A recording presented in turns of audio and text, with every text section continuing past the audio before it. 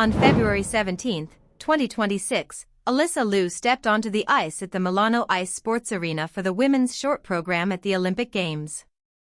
She was in third place when she finished. She had just landed a triple axel and a triple Lutz double toe combination and a step sequence that made the judges forget to breathe. The crowd was on its feet. The cameras were everywhere. And she skated off the ice and told NBC something that most of the 100 million people watching had no idea about. She said, "I performed to the people and like they are right there, so I performed to them specifically." It was a really cool moment. The people she was talking about were not the coaches. Not the federation officials. Not the brand sponsors or the NBC executives or the 5 million Instagram followers watching the stream on their phones. She was talking about her siblings. Selina. Julia. Joshua. Justin. Sitting in the stands at the Milano Ice Sports Arena watching their oldest sister compete live for the first time in their lives. Not the first time at the Olympics. The first time. Ever. Alysa Liu had been competing at the highest level of figure skating since she was 7 years old.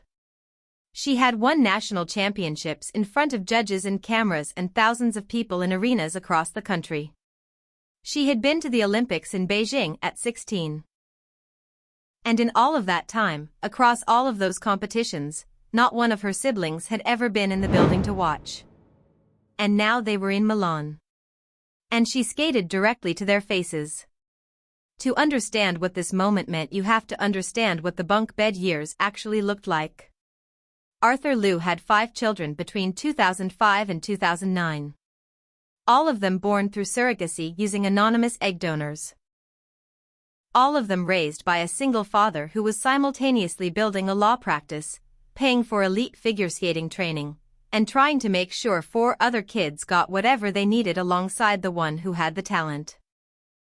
That was consuming most of the family's resources. They lived in a 1-bedroom apartment in Richmond, California, just outside of Oakland. 1 bedroom. 5 children. Arthur. 3 bunk beds lined up in that one room. All of them in there together. Alysa described it in a 2025 interview. She said when they were little they would all sleep in the same room in 3 bunk beds. She said it was so fun. She said they would stay up late, crawling around the bunk beds. She paused and said, "Honestly, I kind of miss it." She kind of misses it.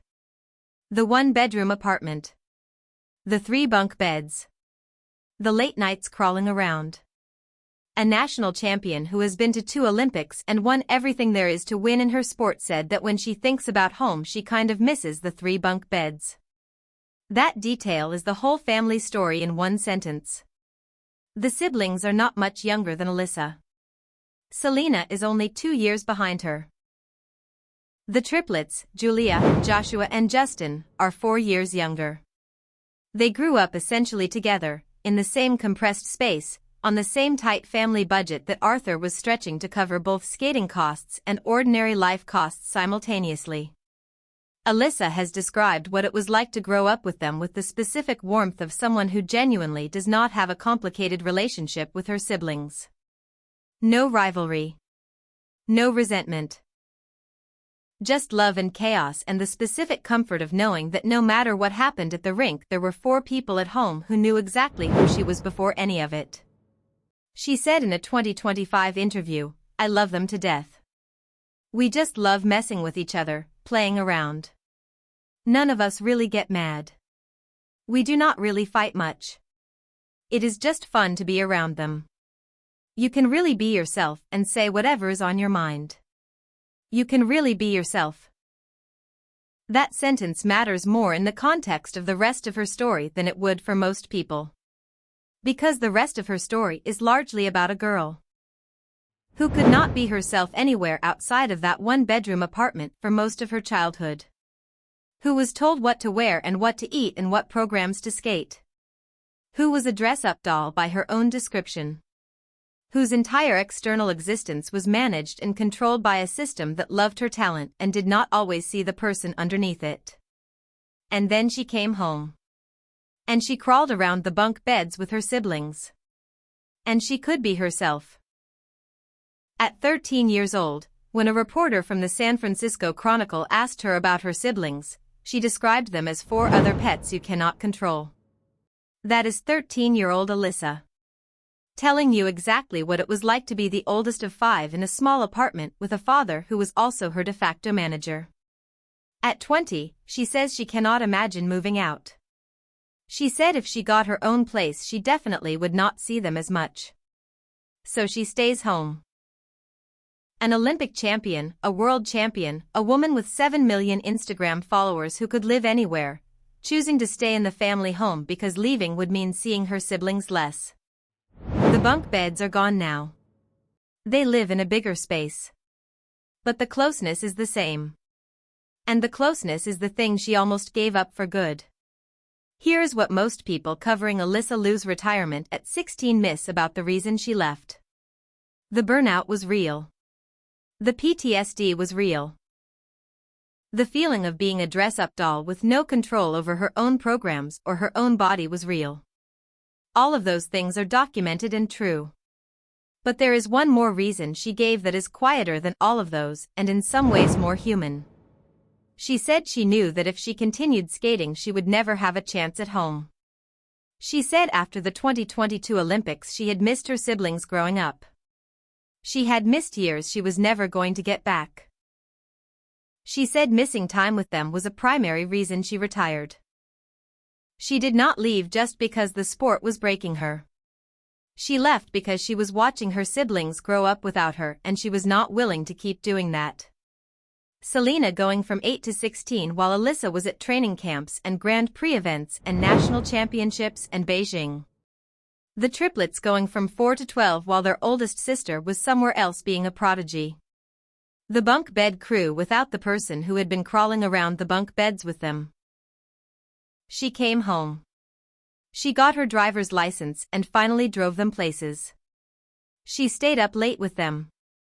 She went to their school events. She had dinner with them every night. She was just their sister for 2 whole years. And then she came back. But this time she came back with conditions. One of which was that the schedule would not take everything again. That there would be room in it for the people who had always been the reason she knew who she was.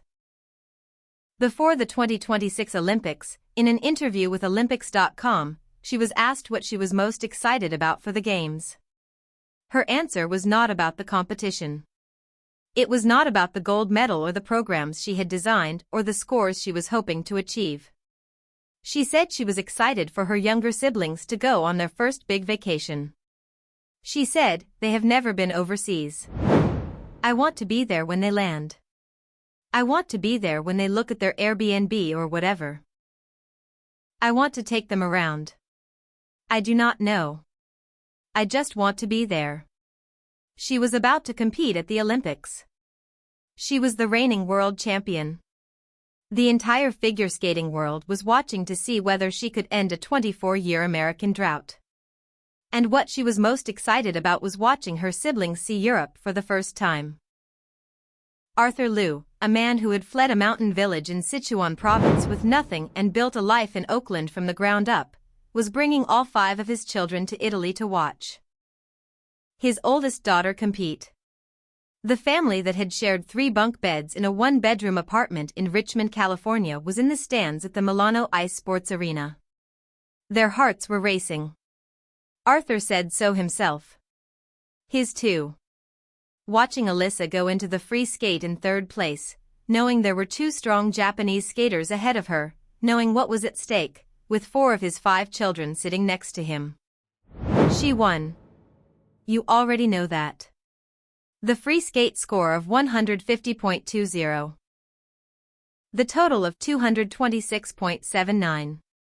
The gold medal. The screaming into the camera. The sprint across the ice to hug Ami Nakai. The tears.